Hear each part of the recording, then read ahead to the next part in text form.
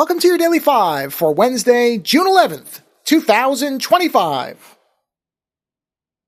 You are likely aware, whether you really care or not, that Apple held the keynote, or the first day, I guess. I don't know if they call it a keynote anymore. I'm not sure what the terminology that's deployed now is. But the first big day, which traditionally has some of the biggest, if not the biggest announcement of the Apple Worldwide Developers Conference, was Monday at 10 a.m. Pacific time. I think it was 7 a.m. Eastern, 10 a.m. Pacific. And there were, as there always are every year, any number of speculations about software and hardware announcements. As it turned out, there were no hardware announcements that I can find of any kind at all in that initial keynote or whatever video.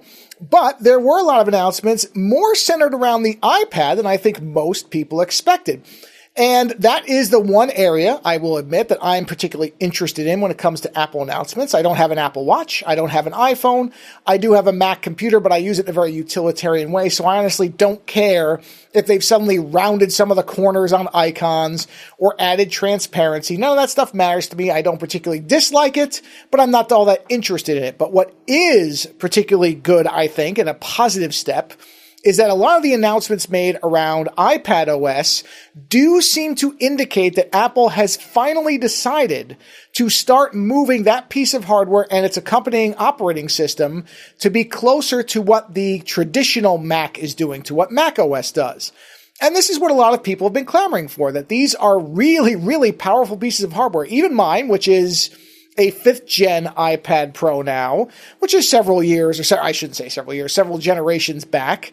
It is still a wonderful piece of hardware that is, I really have felt no need to upgrade, nothing that it feels like it can't do that I need it for it to do. But there are these annoyances where you definitely feel like it is this weird middle space product in terms of how the OS operates. And so a lot of these announcements around file operation, but just so many of them, I'm not going to bullet every one of them out, but just the underlying message that it feels like it's coming out of all of these revisions to macOS, this attempt to update it, feels like it is being moved towards being a true, as Apple has called it for years, I don't think with any real justification, as an alternate computer. Of course, they did those stupid ads where they said, what's a computer? But they were meant to make you think that the iPad and either a desktop or a laptop macOS device were basically the same.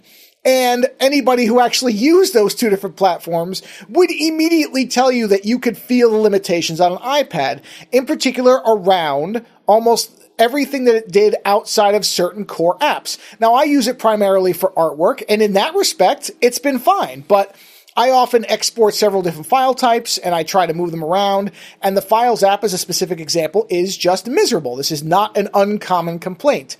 And so to see them starting to move outside of, as somebody, actually probably at this point, many people now have pointed out, the one thing is that on a Mac you can run any app you want, whereas an iPad you are still locked to their app store. But I suspect that will change. I don't think that's a permanent thing.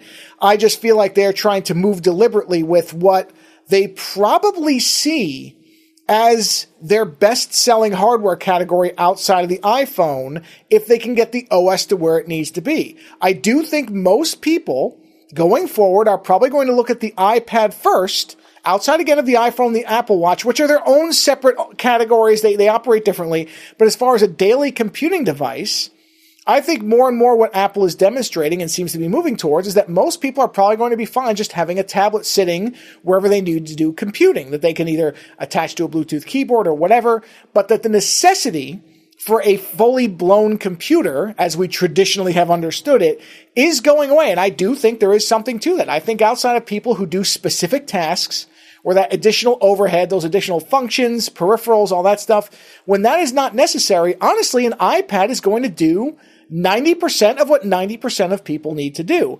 And now that they're making it where it is going to function more with a higher degree of familiarity with what people expect out of a traditional computer, I think that will help to bridge the gap for people who might be hesitant to use it as a daily computing device.